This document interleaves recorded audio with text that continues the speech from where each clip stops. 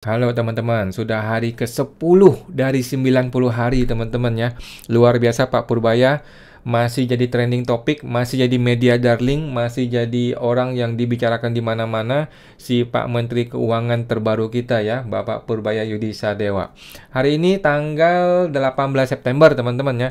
Apa aja berita terbaru dari hari ini mengenai Pak Purbaya, gebrakan apa lagi yang mau dia bikin ini ya. Kita lihat. Oh, ini ada berita. Ada foto nih ya, si Sri Mulyani kan bagaikan langit dan bumi Menkeu sebelumnya yang bisanya cuma pajak dan pajak dan pajak. Menkeu Purbaya mengatakan negara ini bukan kekurangan orang cerdas, tapi kelebihan maling, oke? Apakah betul dia ngomong gini? Seingat gua nggak pernah melihat dia ngomong gitu, teman-teman ya. Mungkin dia ngomong begitu di kesempatan yang lain, gua tidak tahu ya.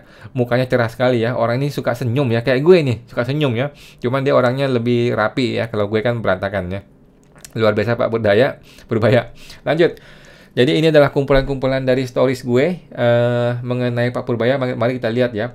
Ini dapat dari Tempo. Rocky Gerung, Purbaya itu pura-pura banyak gaya. Oke, kita dengarkan teman-teman. Ngomong apa aja? Pak Jokowi dibilang oleh Rocky Gerung nggak berprestasi tuh. Ini prestasinya tuh. Kayak itu, saya mau ulangi sih yang dikatakan oleh Purbaya. Karena itu contoh pertama. Ketika seseorang dapat kedudukan yang istimewa untuk menyelenggarakan republik, dia mulai dengan membela rejim sebelumnya.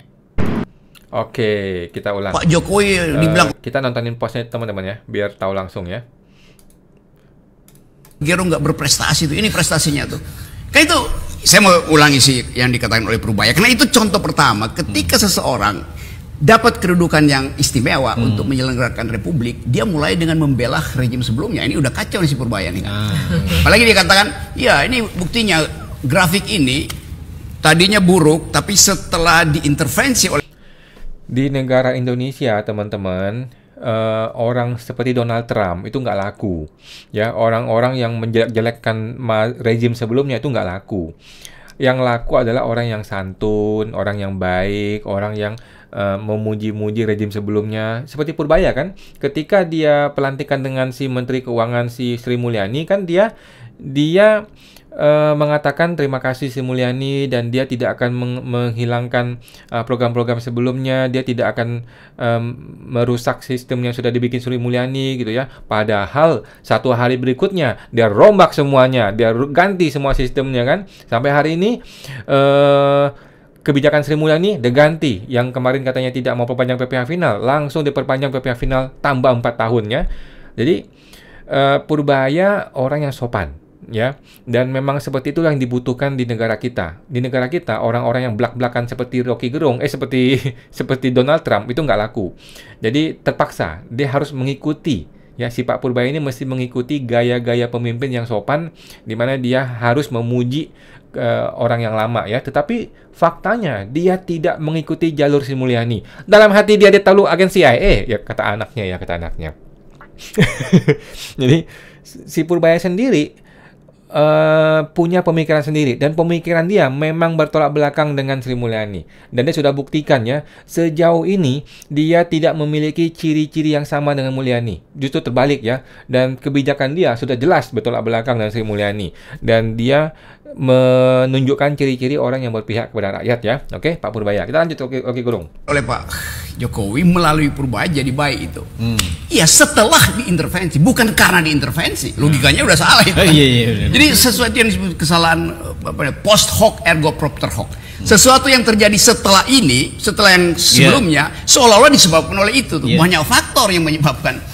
Jadi puji-pujian itu yang kemudian dikritik publik. Pak Purbaya nggak begitu cara berpikir logikanya tuh. Anda bilang setelah diintervensi maka membaik, tapi bukan karena diintervensi. Beda itu. Sesuatu yang terjadi secara serial berbeda dengan sesuatu yang terjadi karena sebab akibat, karena kausalitas. Jadi itu yang seringkali kita kritik. Ini darurat logika, kita jangan darurat logika. Tadi Purbaya apa sih katanya? Perpanjangannya? Pura-pura? Ya pura-pura banyak gaya. Pura-pura banyak gaya. Oke. Mengo. Pak Jokowi Oke. Ya, begitulah teman-teman ya. Itu pendapatnya Pak Rocky Gerung. Gua sebagai pengamat abal-abal ya, gua juga tidak terlalu merespon ya, karena gue sendiri masih di posisi tengah-tengah teman-teman ya. Kalau Rocky Gerung kan terlihat jelas dia sangat-sangat anti dengan Purbaya ya. Ya kita nggak tahu juga teman-teman ya. Oke, kita lanjut. Tadi mana tadi? Ini ya tadi ya. Tadi mana? Sorry, gue ulang teman-teman ya. Gue ulang sampai ke Rocky Gerung. Rocky Gerung tadi ngomong apa? Yang ini ya. Lanjut, ini apa nih? Oh, ini yang SPBU ya. Kasihan sekali Shell ini ya. Ini si Pertamina mesti dipecat juga si Bahlil tuh. Oke, Pak Purbaya lagi nih. Kita lihat Pak Purbaya postingannya apa. Sekolah saya pikir yang paling gampang ekonomi kan. Karena kalau orang Indonesia berpikir ekonomi adalah hafalan. Saya salah. Setelah saya sekolah di sana itu ilmu yang susah sekali rupanya. Betul. 1 bulan sekolah saya hampir menyerah karena saya baca tiap hari nggak ngerti-ngerti. Jadi 1 bulan pertama tuh saya 1 bulan 2 bulan lah hampir nyerah. Saya ngadep istri saya kan. Menghadap istri. Saya bilang ke dia, ini pelajaran ternyata susah. Saya dulu orangnya sombong. Saya pikir orang ITB kan pinter. Semua pasti bisa dipelajari. Ternyata ini nggak bisa, nggak ngerti-ngerti. Setelah itu saya menghadap dia, saya bilang, ini susah. Akhir semester ini kita pulang ya. Dia bilang, iya kita pulang ke Indonesia. Sampai Indonesia kamu saya cerai. Jadi abis itu saya takut ya, kalau saya dicari kan rugi, udah keluar kerja, duit udah kepake, istri hilang pula. Habislah saya, jadi saya belajar lagi. Saya hanya bilang ke dia, kamu dukung saya belajar terus, saya akan belajar sampai selesai. Dia bilang, oke, saya dukung. Ya itulah, jadi kita perlu dukungan. Ternyata betul, kita nggak bisa jalan sendiri, harus ada pendukung. Udah, saya sekolah saya pikir yang paling gampang. Jadi teman-teman, cerita-cerita mengenai Purbaya ini akan menjadi cerita yang dinanti-nantikan oleh banyak orang, teman-temannya. Bagaimana kehidupan keluarga dia, bagaimana kehidupan masa kecil dia, bagaimana dia dididik oleh anak-anak, oleh orang tuanya, dia sekolah SD di mana, SMP di mana, SMA di mana. Kita masih ingat kan, Jokowi itu ketika dia trending, dia datang ke sekolahnya rame, dia datang ke SMP-nya rame, dia datang ke guru-gurunya dan dosennya jadi rame ya, walaupun diduga ada dosen abal-abal ya. Tetapi Pak Purbaya ini betul-betul he is a good storyteller, teman-teman ya. Dia adalah seorang yang pandai bercerita. Terlepas dari segala plus minusnya, gua rasa ya setiap jabatan politis perlu untuk menguasai storyteller ya, gue rasa teman-teman ya. Dan dia seorang yang storyteller yang luar biasa ya. Kalau dia berjalan lancar, wakil presiden di depan mata. Oke, kita lihat. Lanjut. Ada lagi. KPK. Oke, Mongol Stress. Ini yang kasihan ya, si siapa nih? Shell ya. Waduh. Ini Prabowo kenapa nggak turun tangan ya? Ini lagi. Rocky Gerung lagi. Kita lihat. Rocky Gerung nih luar biasa juga ya mengkritiknya ya. Ingin lihat, kan itu saya sebut tanpa ada radical break, seluruh isu teoritis yang sifatnya monetaris ini kelihatannya Pak Yudi Purbawa ini aliran Chicago School gitu, karena dia sebut Milton Friedman dari awal tuh, bukan Keynesian sebetulnya tuh. Tapi kita mau coba apapun, kita bisa bilang oke, boleh supply aja uang ke publik, karena ada prinsip bahwa supply creates its own demand. Boleh aja, tetapi apakah demandnya ada gitu? Jangan-jangan demandnya justru ditunggu oleh supply itu ditunggu oleh demand para politisi ini, kan itu dasarnya kan. Jadi saya mau coba bikin keterangan ini dengan menganggap bahwa oke, ada niat baik, tetapi selama ekologi politik, ekologi kabinet tidak dilakukan radical break, maka ini akan jadi wacana teoritis saja. Kira-kira begitu tuh. Salam buat Pak Menteri. Oke. Ini ada orang komentarnya, gue setuju ya, kayak mereka harus saling serang ya. RG serang dengan pandangannya, Pak Purbaya menyerang dengan datanya. Akhirnya apa? Kinerja keuangan negara baik karena fungsi pengawasan dan pelaksanaan berjalan dengan baik. Gue setuju teman-teman ya. Kita masih ingat masa-masa kelam di zaman Jokowi ya, ketika Rocky Gerung mau dipenjarain, mau dipidanain, ketika orang yang speak up kayak gue nih ya, diancam mau dipidanakan dan sebagainya. Itu kan pola pikir orang kuno ya, orang zaman dulu ya, padahal di negara demokrasi kebebasan berpendapat itu sangat-sangat dijunjung tinggi, dan justru perdebatan, diskusi ruang publik itulah yang menjadi bumbu-bumbu dari demokrasi, teman-teman ya. Oke, jadi Rocky Gerung mengatakan kebijakan Purbaya tidak akan efektif tanpa perubahan yang fundamental atau yang tadi istilahnya apa tadi, break apa gitu ya.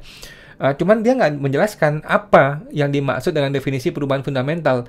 Perubahan ekstrim apa yang dapat dilakukan oleh Purbaya menurut si Rocky Gerung? Kan nggak ada tuh. Dia kan nggak bilang perubahan ekstrim seperti apa yang dia maksudkan.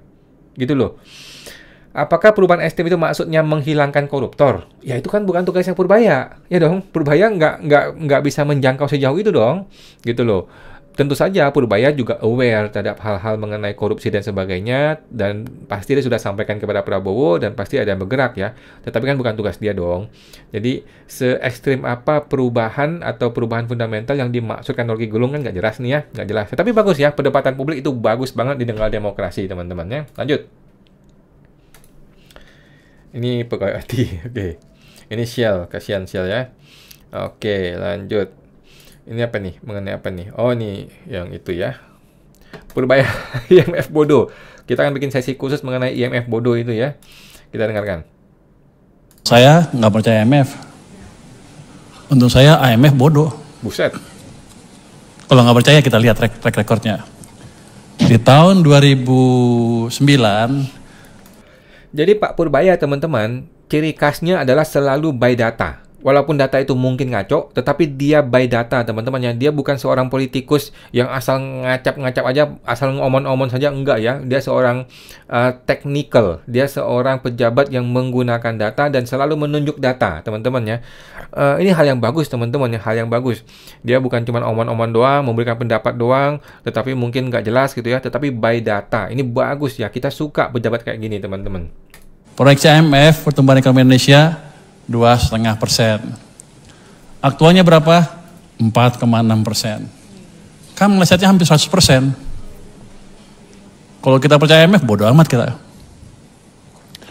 Terus di tahun 2020, proyeksi IMF 0,5. Sekarang minus, aktualnya minus 2,1. Artinya IMF menganggap kita tidur. Jadi prediksi mereka terlalu pesimistik. Jadi Anda jangan percaya IMF. Wow. Kalau nanya prediksi ekonomi, tanya saya aja. Saya yang paling tahu kok. Wow. Jangan tanya IMF. Jadi 2009 nggak ada IMF di Indonesia. Kita bisa tumbuh 4,6% ketika seluruh negara sekeliling kita tumbuh negatif. Sekarang juga nggak ada. Harusnya kita bisa tumbuh dengan baik. 1997-98 ada IMF, kita hancur. Jadi kalau kita berdiri kaki sendiri, kita harusnya lebih bagus. Nanti Anda akan bilang, wah si Purbaya ini sentimen sama global multilateral organization. Ya pertama emang saya nggak percaya mereka, kayaknya mereka lebih bodoh daripada saya. Kalau saya, gua suka nih menteri kayak gini teman-teman ya. Kapan lu ingat ada seorang menteri yang berani ngebodoh-bodohin IMF teman-teman ya? Kapan? Selain Ahok. Nggak ingat lagi teman-teman ya. Kita nggak ingat ada orang sefenomenal ini selain Ahok ya. Bisa loh ngebodoh-bodohin IMF. IMF itu nggak main-main guys. Bukan main-main guys. Jadi dia tuh punya mazhab yang betul-betul berbeda terbalik dengan Sri Mulyani gitu loh. Sri Mulyani tambah hutang, boleh butuh duit, tambah hutang. Kalau dia mau butuh duit, enggak. Kita masih berdiri di kaki sendiri. Katanya si Purbaya ya. Kita harus berdiri di kaki sendiri. Oke, very good. Oke, tapi sebagaimana teknisnya ini juga butuh dianalisa lagi ya.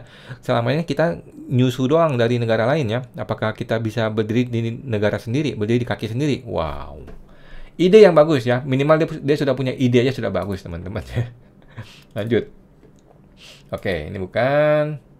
Mirip Ahok, kini Menteri Keuangan Purbaya mulai mau sikat mafia cukai. Nah, ngomongin cukai itu satu episode sendiri tuh.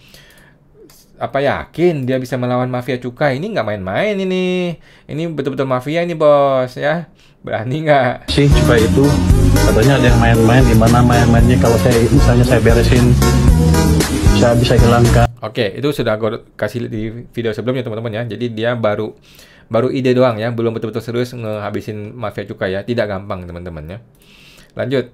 Oh ini SPHP, oke.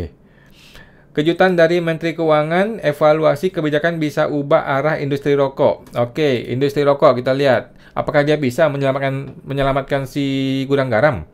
Pak Menkeu lagi-lagi bikin pasar saham heboh ya. Emiten rokok tiba-tiba terbang tinggi. Euforia muncul setelah Menkeu Purbaya Yudi Sadewa memberi sinyal evaluasi tarif cukai dan janji memberantas peredaran pita cukai palsu. Nah, jadi sebenarnya tuh kalau industrinya adil, itu cukai tinggi juga nggak apa-apa, karena semua orang rata gitu kan. Faktanya ada pita cukai palsu, ada rokok ilegal, hal-hal seperti itu yang menyebabkan pemain besar tuh nggak sanggup bertahan, karena harganya tinggi, sedangkan yang beredar di masyarakat tuh yang harga rendah, yang pita cukai palsu pula. Artinya, arah kebijakan bisa berubah besar, tarif bisa turun tetap atau justru diarahkan ulang sesuai hasil kajian lapangan. Ini bagus banget ya. Kalau Pak Purbaya bisa nurunin bea cukai, tarif cukai untuk rokok, waduh, jadi pahlawan dia guys. Karena selama ini cukai rokok itu naik terus, tetapi nggak kira-kira gitu ya. Udah gitu ada pemaksaan ya di lapangan lah ya, di teknis itu banyak pemaksaan di mana lu mesti ditarget punya cukai sekian-sekian, dan cukai itu diambil di depan teman-teman ya. Cukai rokok diambil di depan sebelum barangnya dijual ya. Jadi negara nggak peduli lu jual apa nggak jual, pitanya diambil dulu, cukainya diambil dulu, harga pajak ditarik dulu ya. Jadi memang separah itu sih di cukai rokok ya. Pertanyaannya, lonjakan ini hanya hype jangka pendek atau awal kebangkitan sektor yang lama tertekan regulasi? Oke, kita nantikan ya, kita tunggu aja Pak Purbaya gebrakannya. Ini ada slide kedua, kita lihat. Kejutan di bursa ya, kemarin pasar saham dikejutkan dengan lonjakan harga emiten rokok ya, bukan cuma naik tipis tapi langsung melesat double digit. Investor mendadak menoleh ke sektor yang selama ini sering dianggap lesu. Oke. Jadi memang market teman-teman ya, market sudah sangat-sangat optimis dengan Purbaya ya. Market ini ya bukan optimis ya, kita tahu bahwa market di Indonesia ya sedikit-sedikit lumayan diurus oleh bandar ya. Tetapi bandar aja udah percaya sama dia atau memanfaatkan momentum Purbaya efek ini sehingga digoreng itu saham-saham ya. Ya bagus lah, menurut gua sih bagus ya, daripada kita minimal para pemegang modal itu punya kepercayaan bahwa uangnya taruh di Indonesia itu masih aman. Itu dulu deh yang penting. Jangan sampai para pemilik modal berpikir negara ini nggak aman, gue mau cabut. Nah, jangan sampai begitu ya. Sekarang ini dengan gaya Purbaya yang santai, slow, kan Purbaya ini tidak menimbulkan ketakutan di masyarakat ataupun di tingkat para pengusaha ya. Nggak seperti Sri Mulyani.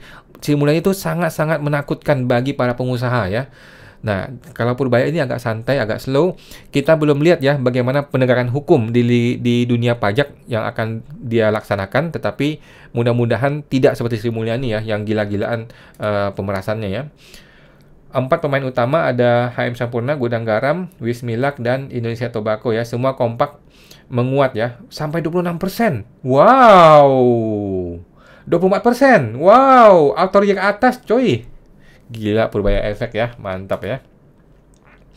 Oke, ini harga rokok ya, harga rokok. Oke, apa pemicu lonjakan? Ternyata euforia pasar muncul setelah Menteri Keuangan memberi sinyal soal evaluasi tarif cukai rokok ya. Bukan hanya itu, ia juga menyebut akan membongkar praktik peredaran pita cukai palsu yang bisa bikin penerimaan negara bocor. Setuju guys, setuju. Tapi apakah sehebat itu si Purbaya ya? Pesan dari Menkeu, arah kebijakan masih terbuka, bisa jadi tarif cukai turun, bisa juga tetap, oke lah ya. Intinya dia berpihak kepada rakyat. Intinya dia berpihak kepada rakyat dan juga berpihak pada pengusaha. Ya, walaupun pengusahanya oligarki, dia berpihak kepada mereka ya. Ya itu bagus teman-teman ya. Gua rasa sudah nggak zaman di mana pemimpin mengatakan gua tidak akan memihak oligarki ya, itu omong kosong teman-teman ya. Nah, ini Tutut Soeharto ya. Kita lihat. Jadi Tutut Soeharto kemarin itu menggugat Menteri Keuangan, yaitu si Purbaya ini, ke Pengadilan Tata Usaha Negara gara-gara dia itu dicekal ke luar negeri, gara-gara dia punya hutang pajak ya, atau istilahnya piutang pajak oleh negara, sehingga dia nggak boleh keluar negeri. Ini adalah kebijakan yang dimulai di zaman Sri Mulyani yang sangat jahat teman-teman ya. Jadi kalau lu punya hutang pajak, lu dibikin susah hidup lu, gitu loh. Termasuk sampai seorang anaknya Soeharto aja dibikin susah, nggak boleh keluar negeri. Apa hubungannya? Lu kira dia bakal kabur keluar negeri? Kan enggak ya. Nah, jadi segitu jahatnya cara-cara kerja Sri Mulyani itu ya, membuat rakyat menjadi susah gitu ya, sepanjang lu punya hutang pajak. Padahal hutang pajaknya belum tentu betul. Hutang pajaknya banyak ngaco oleh oknum-oknum pajak ya. Dan Purbaya teman-teman ya, baru 10 hari dia menjabat, dia sudah membuat damai. Dia sudah melegakan hati kita semua ya. Tapi kita mau tahu juga ya, apakah memang tipe dia orang berdamai atau jangan-jangan ini gara-gara viral. Jangan sampai Pak Purbaya prinsip no viral no justice ya. Kalau orang-orang kayak gue, lu nggak dengerin. Orang-orang kayak Mbak Tutut bisa rame, bisa viral, lu malah berdamai. Nah, jangan-jangan begitu teman-teman ya. Jangan sampai seperti itu. Kita berharap dia memang tipe orang yang berdamai. Kita lihat respon gugatan Tutut Soeharto kepada Petun. Purbaya mengatakan sudah dicabut, beliau kirim salam. Ini luar biasa teman-teman ya. Tanggapan dari anaknya status kepada Bapak gugatan Sudah dicabut karena tidak ada pencabutan dan Petutut kirim salam sama saya juga kirim salam sama beliau. Oh, berarti ini dicabut ya Pak? Nggak ada komunikasi Pak sama Bu Tutut? Oke, jadi informasinya memang Mbak Tutut mencabut gugatan Petun. Nah, ini gue perlu kasih catatan khusus teman-teman ya. Yang menjadi pertanyaan penting adalah apa alasannya dia mau berdamai dengan Mbak Tutut. Oke, ini dulu nih, penting nih ya. Apakah karena ini viral? Apakah karena ini sudah viral? Berarti kan no viral no justice. Jangan sampai Pak Purbaya juga memegang prinsip no viral no justice. Kalau udah viral, baru dia mau turun tangan. Kalau tidak viral, dia gencet terus nih masyarakat nih. Jangan sampai seperti itu pola pikirnya teman-teman ya. Ataukah memang dia seorang cinta damai? Gue sih berharap dia seorang yang betul-betul cinta damai ya. Jadi sisi positifnya dari berita ini adalah artinya Pak Purbaya adalah orang yang tidak suka berperang di pengadilan. Beda dengan zaman dahulu ya. Oknum menteri zaman dahulu, Sri Mulyani dan Suryo Utomo, itu nggak peduli. Lu dikasih pajak 10 miliar, 20 miliar, 100 miliar. Kalau lu nggak senang, silakan keberatan, silakan ke pengadilan. Memang oknum brengsek cara kerja begitu ya pejabatnya ya. Padahal kita yang kasih dia makan loh. Kita kasih dia makan, kasih dia gaji, kasih dia biaya hidup, gaji dia tiap bulan, tetapi dia menggencet dan memeras rakyatnya ya, teman-teman ya. Kalau lu nggak senang, silakan maju ke pengadilan. Memang brengsek oknum pejabat begitu ya. Tetapi Pak Purbaya, sisi positifnya adalah dia menunjukkan bahwa dia punya hati. Dia menunjukkan bahwa dia tidak suka beribut dengan masyarakat. Dia menunjukkan bahwa dia lebih mengedepankan perdamaian, lebih mengedepankan musyawarah untuk mufakat ya. Itu sisi positif, teman-teman. Tetapi ada sisi negatifnya ya. Sisi negatifnya adalah dia dapat saja dianggap sebagai menteri yang lemah. Oke? Dia tidak melawan ketika dia digugat gitu ya. Nah, pertanyaannya adalah dia itu mau damai gara-gara dia merasa salah, atau dia mau berdamai gara-gara dia itu memang orang yang cinta damai. Ini harus di-clearkan dahulu nih ya. Jangan sampai dia dianggap menteri yang lemah gitu ya. Ini bahkan bisa jadi kesempatan ya bagi orang-orang yang mungkin pengen bergaining power, itu bisa sembarangan menggugat dia ke pengadilan gitu ya, mencari jalur perdamaian. Ya dong, kalau digugat Mbak Tutut dia mau damai, kenapa gue nggak gugat dia juga gitu kan? Dan contohnya gue ya, gue mungkin akan menggugat dia nih. Dengan begitu, kita bisa berharap dia mau berdamai seperti Mbak Tutut. Atau jangan-jangan kalau rakyat kecil seperti gue menggugat akan dianggap sampah, sedangkan Mbak Tutut yang bisa viral akan dikasih jalur perdamaian. Kita berharap tidak seperti itu teman-teman ya. Nah, lanjut teman-teman ya, kita lanjut. Masih ada nggak? Oh, ada lagi nih, Menko Purbaya, dana transfer ke daerah jadi 693 triliun. Mantap. Apa nih, kita lihat postingannya.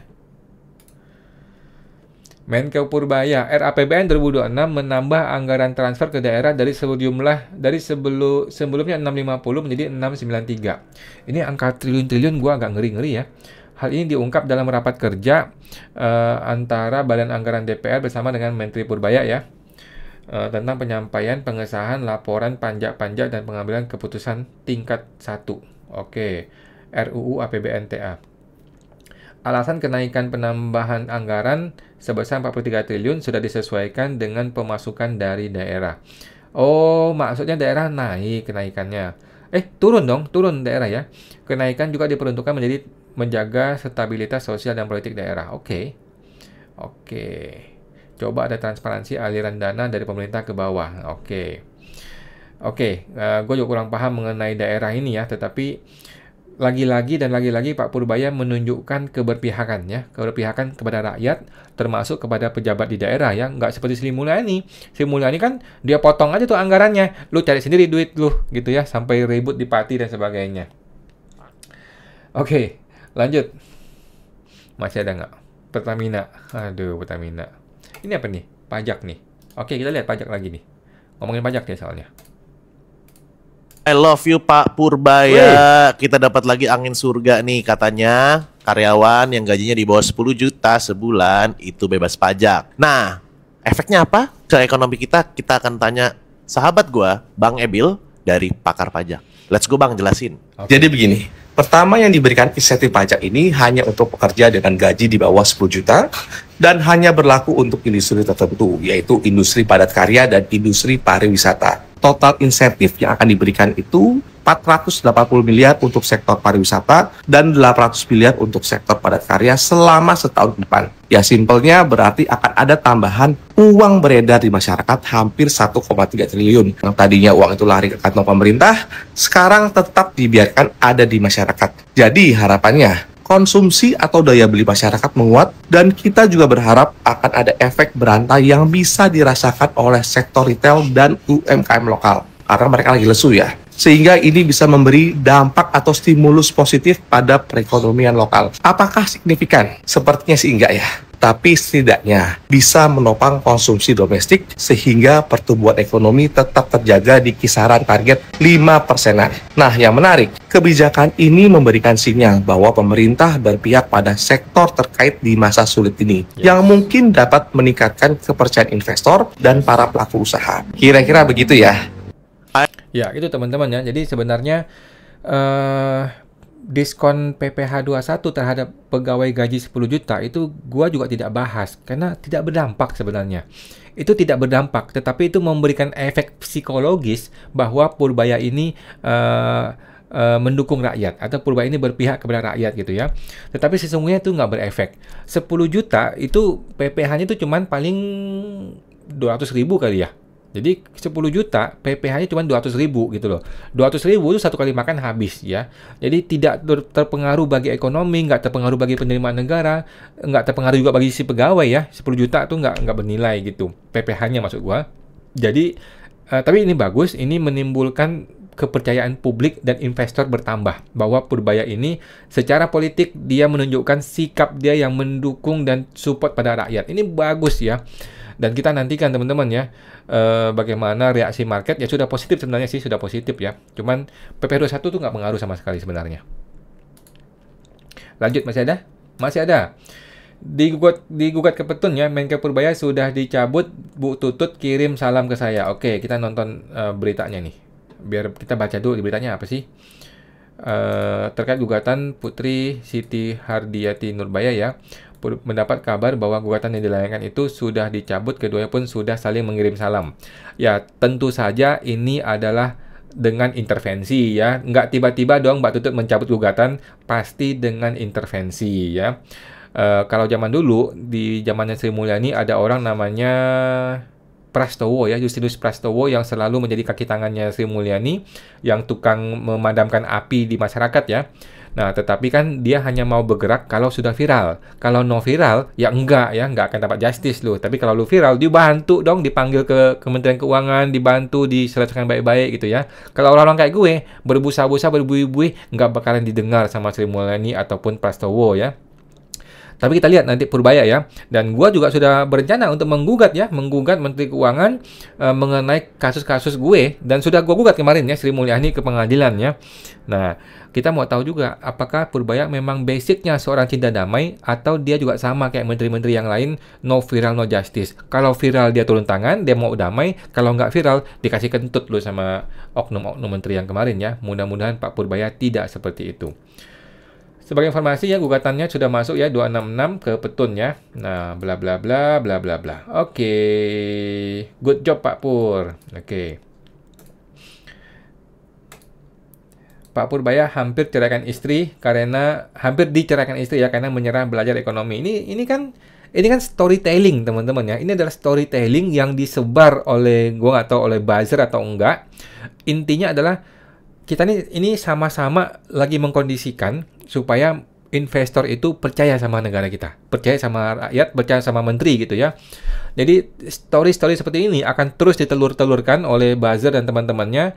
Menurut gua ya hal yang bagus juga ya, karena selain technical, story juga membuat investor itu percaya sama kita gitu ya. Kalau investornya percaya, dan teknikal kan diperbaiki pelan-pelan ya. Nah, dengan begitu negara bisa maju teman-teman ya. Dan Pak Purbaya adalah seorang storyteller yang luar biasa ya. Dan kita menantikan bagaimana cerita-cerita dia ketika masa muda, masa kecil. Wah, itu bakal jadi cerita yang kalau di pelan-pelan gitu, pelan-pelan di setel tiap hari gitu ya, jadi wakil presiden ini orang. Oke. Jeremy Powell. Oke, selesai teman-teman ya. Selesai, tidak ada lagi. Oke. Jadi teman-teman, sudah hari ke-10 dari 90 hari untuk kita memantau dan mengawasi perilaku dan kebijakan dari Bapak Menteri Keuangan yang baru, Bapak Menteri Purbaya ya. Kenapa kita melakukan ini? Karena kita pernah punya trauma, punya Menteri Keuangan atau punya presiden yang brengsek ya. Awalnya bagus, awalnya dipuja-puji, tiba-tiba 15 tahun berlalu, 10 tahun berlalu, dan akhirnya negara kita jatuh ke jurang ekonomi yang buruk, negaranya rusak, demokrasinya rusak, hukumnya rusak, kemudian rakyatnya susah cari makan dan sebagainya. Kita tidak mau Pak Purbaya menjadi menteri seperti itu.